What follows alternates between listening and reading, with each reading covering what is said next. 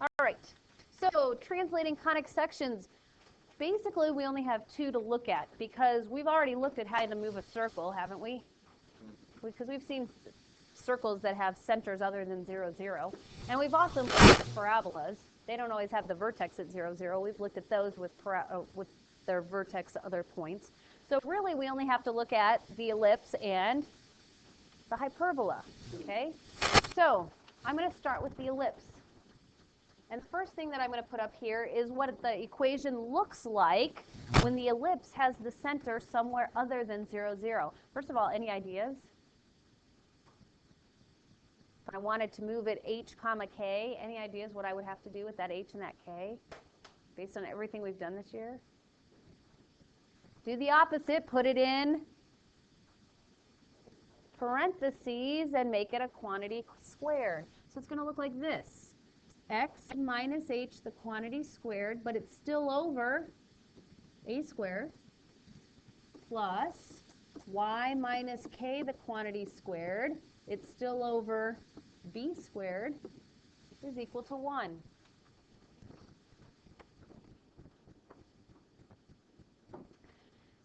Guess how you find your c value?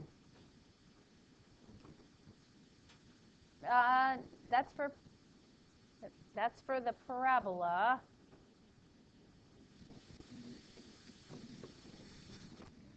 Well, how did we get c squared before? Yeah, didn't we just use the a squared and the b squared? Guess what? Same thing.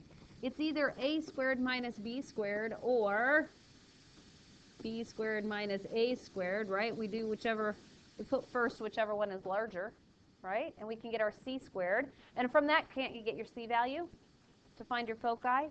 Now, here's the difference. When you have your c value, that's moving left and right from what point? From h comma k. Okay, that's going to move left and right from h comma k. Now, let me just show you a quick example about how you might graph one of these.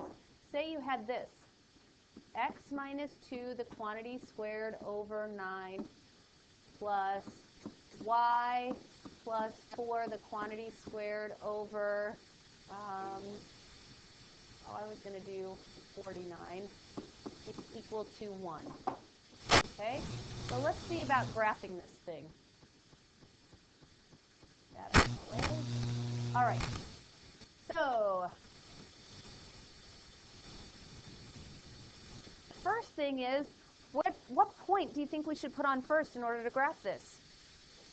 The center. And where is the center? Center is going to be at 2, negative 4. Does everybody agree with that? You just do the opposite. And the reason we're doing the opposite of both of them this time, because a lot of times we only did the opposite of one, but it's for the same reason we did with the circle. Remember how we did the opposite of both the coordinates there? Why? What's true about both of them? Both in the parentheses, right?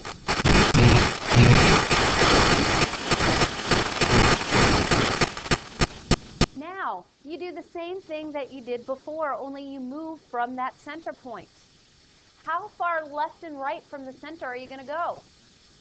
3. Just look at the x, square root that 9 to get a 3. It tells you how far left and right. 1, 2, 3, and 1, 2, 3. How far up and down from center? 7. 1, 2, 3, 4, 5, 6, and 1, 2, 3, 4, 5, 6, 7. You see that ellipse? Okay, so go ahead and sketch that in there. Now, where are your foci going to be? Left and right of center or above and below center? Above and below center, right? Because that's the longer axis. So to figure out where they're going to be, we just need to find our c value. I guess over here, instead of writing c equals, I should be a little bit more specific and say center. Don't want to confuse that with the other c. Okay, so let's go ahead and see if we can find that c value. And we'll do c squared is equal to 49 minus 9. So we get 40. So C is equal to plus or minus 2 root 10. Now that's how far up and down from the center I'm going to go. Bless you. Okay? Now, the center point was at 2, -4. Does that 2 root 10 change the 2 value, or does it change the -4 value? -4, because don't I want to go up and down from that? So it's going to change the y value. So my foci are at 2, -4 plus or minus 2 root 10. See why I had to add and subtract that from the y value? Because the foci are going up and down. If the foci were going left and right, then you would put that plus or minus 2 root 10 onto the x value of the center. Does everybody see that? Any questions on that? No questions? Okay. Then let's look at this. Write an equation of an ellipse with the center at -3, -2. It has a vertical major axis of length 8 and a minor axis of length 6.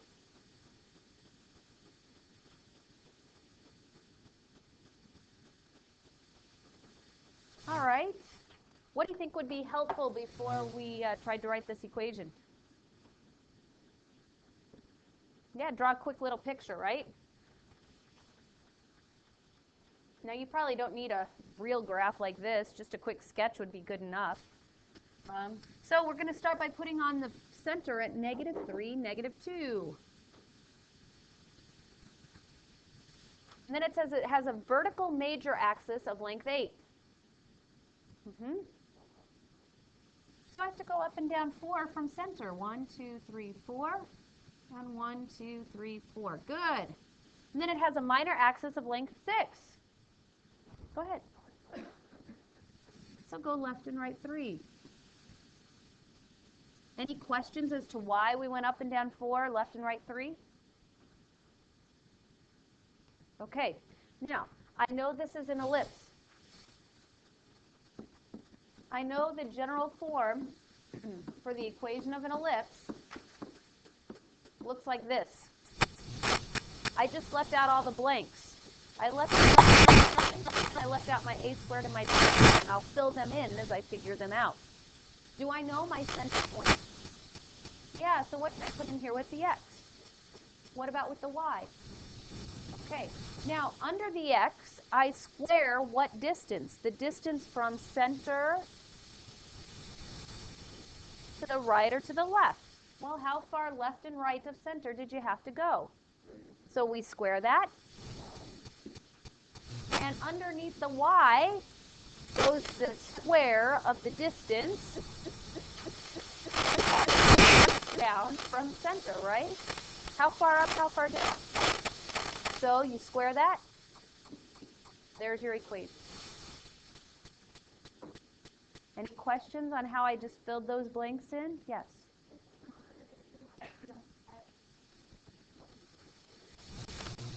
It doesn't matter with an ellipse because they're being added. Okay? Doesn't matter. Yes. That's right. If you're given a length, you're going to divide it by 2 because half of that has to be above center and half has to be below. Or half has to be to the left and half has to be to the right. Okay? Any questions on that? No? Okay. Well, that's pretty much all there is to moving the ellipse. So let's take a look at for a minute at moving the hyperbola. I bet you all could write down the general form of a hyperbola with a center at HK based on what we just did. Do you think you can? How many different forms of the hyperbola do you think there are going to be? 2, right? One that opens sideways and one that opens up and down. All right, see if you guys can write the general form and then check up here. I'll write them up here as well.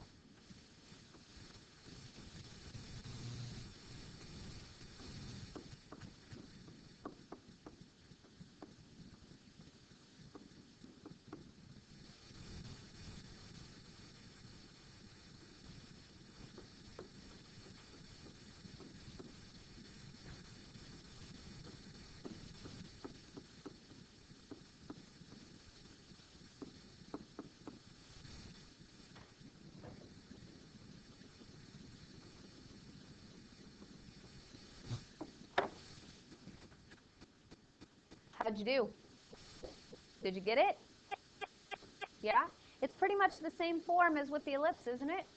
Only you have a subtraction in there instead of addition, right? Because one of the terms, either the x squared or the y squared term, has to be negative to make a hyperbola. Well, what do you think about graphing it? Is it going to be much different? Nope. Let's just try one.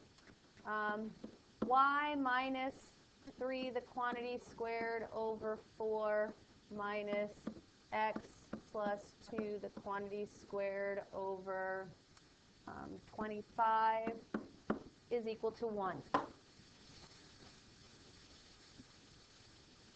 All right. So again, where do you think we need to start? At the center.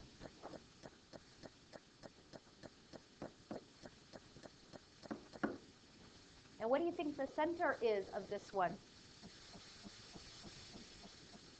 Ah, good. Negative 2, comma 3. Look for the x and the y. Okay, go to center. Negative 2, 3. There's my center point. All right. Now we have to do what? Move left and right and up and down from center. How far left and right are we going to move? Left and right of center is 5. 1, 2, 3, 4, 5. And 1, 2, 3, 4, 5. What about up and down?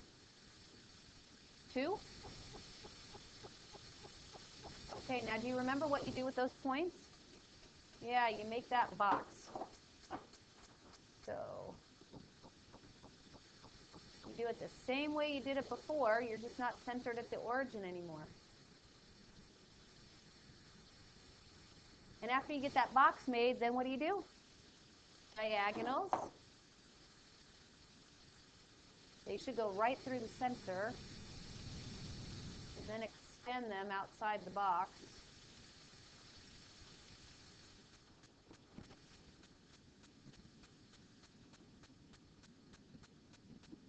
All right. And then how do I know which way this one opens? Is it a left and right or up and down? Here? How did you know?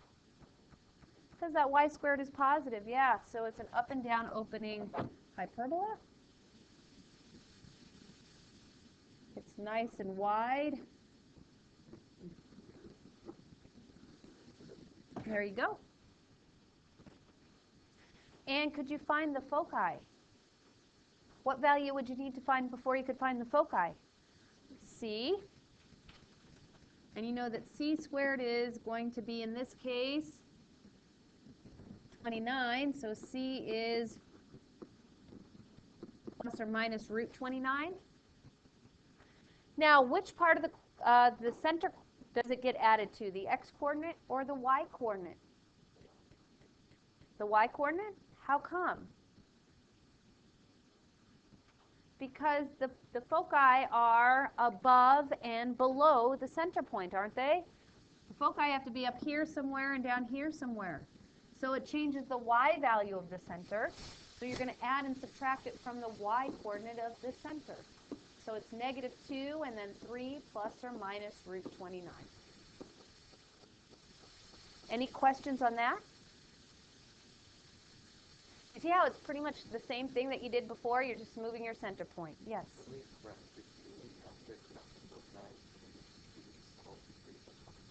If you had to put that on a graph, I would just get a decimal approximation so I know about where to put it. Okay? Good.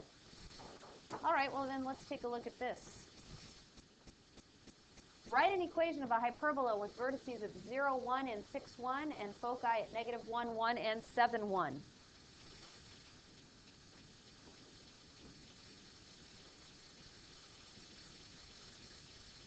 All right. Hey, quick question.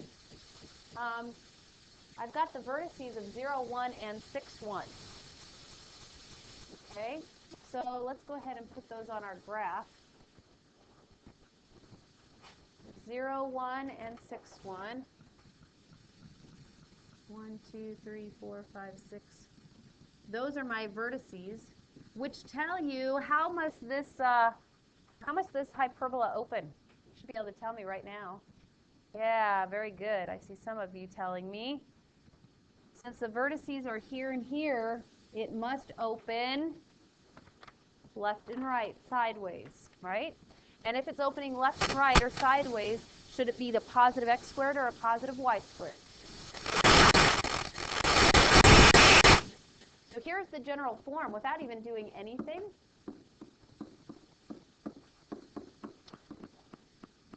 Isn't that the general form?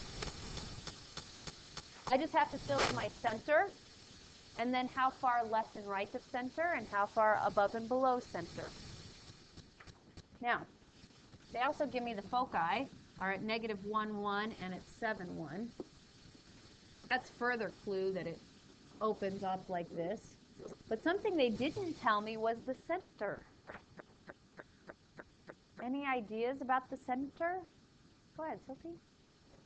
Why? Okay, doesn't the center have to be exactly halfway in between those two? And if this one is over at 0 and this one is over at 6, halfway in between is 3.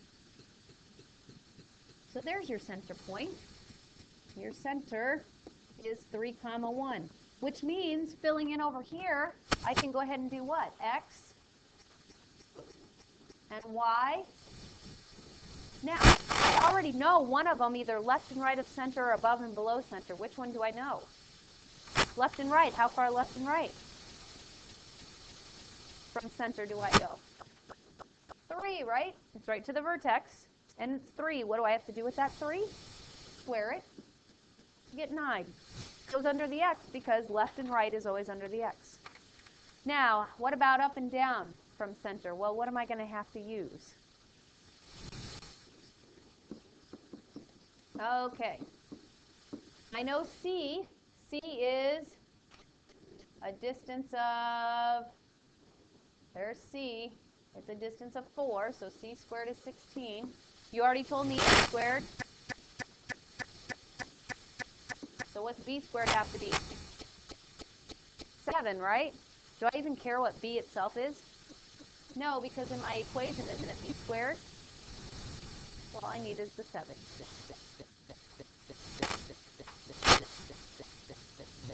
Any questions on that? You see I'm writing that equation, just filling in the blanks as I go through and figure them out.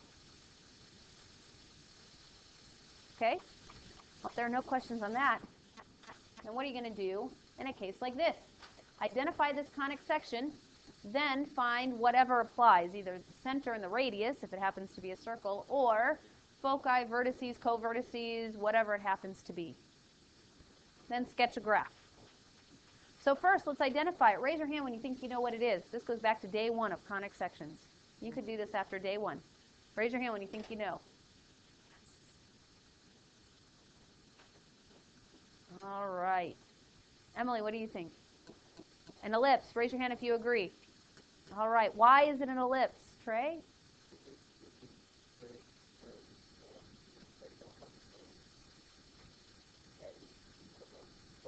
Yeah. X squared and the y squared have different coefficients, but yet they're the same sign, right? So this is going to be an ellipse. Now, right now it's not in the right form to find everything that we want to find, is it? Any ideas what we're going to need to do? Complete the square. This chapter is all about completing the square. How many times am I going to have to complete the square in this problem? Twice. One for the x's and one for the y's. Okay, so let's group them together. You did a very similar thing with the circles. So I'll put the x's here. I'll put the y's next. I'll move the 9 to the other side. Now, there's one little difference and one little problem with completing the square with the x's. There's a 4 in front of the x squared, and remember when you complete the square, it has to be a 1x squared. So here's all you do. It only affects the x part, right? The y part, they don't have anything in front of it, so they're fine. So just with the x's, I'm going to take those, and guess what I'm going to do with that 4? Factor it out. I'm going to have x squared minus 6x. Now I'm going to leave my spot to complete the square.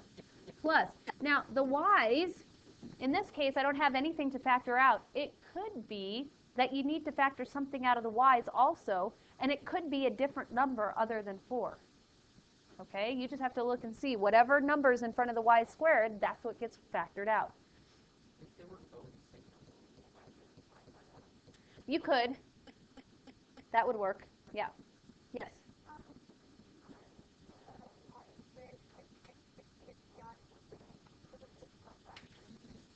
That's fine.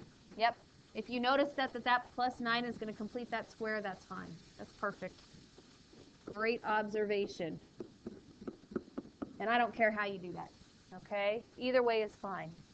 So, like Sarah was just saying, completing the square here, it's just that 9. So you could have either left it, or if you didn't realize it, go ahead and complete the square and put a plus 9 and a plus 9. Okay, what about completing the square over here? What are you going to have to add here for the x's to complete the square? Another 9, right? Now be really careful, because you didn't really add a 9 here. You really added 36. So what do you have to add to the other side? 36. That's probably the biggest mistake I see, is that you forget to distribute this 4 back through to see what you really added. But now everything is the same. It's x minus 3, the quantity squared, plus y plus 3, the quantity squared, is equal to 36. And once you have it like that, can you get it into the form that we're used to seeing it in? What do we want to do to both sides? Divide by 36. Remember, we're trying to get a 1 over here on the right-hand side. So we get x minus 3, the quantity squared, over 9, plus y plus 3, the quantity squared, over 36, is equal to what?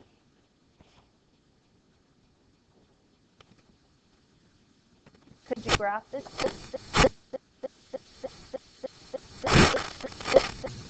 Center is going to be where, everybody? Okay, wait, let's try that again. The center is going to be where, everybody? 3, negative 3. That sounded better. 1, 2, 3. 1, 2, 3. Okay. How far left and right of center should I move, everybody? How far left and right of center should I move? 3. Okay. 1, 2, 3. How far up and down from center? Okay.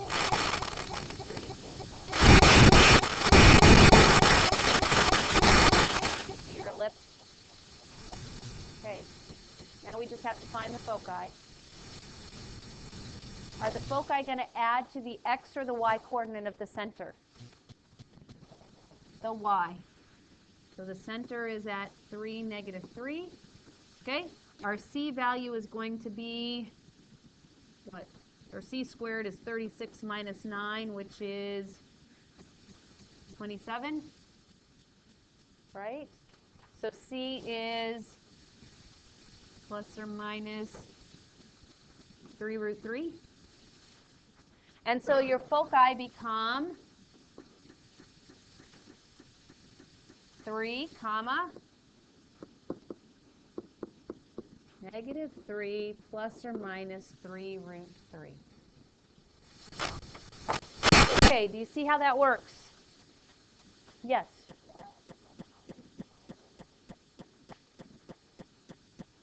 How do I know if I should add it to the x or the y coordinate of the center?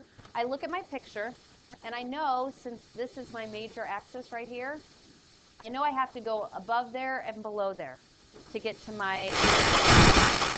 So no matter where they happen to be, don't I always still have to go over 3 units? Right? So I know that this coordinate is staying the same. Okay? And so then you just add or subtract it to the y coordinate, because it's just changing the height of that point.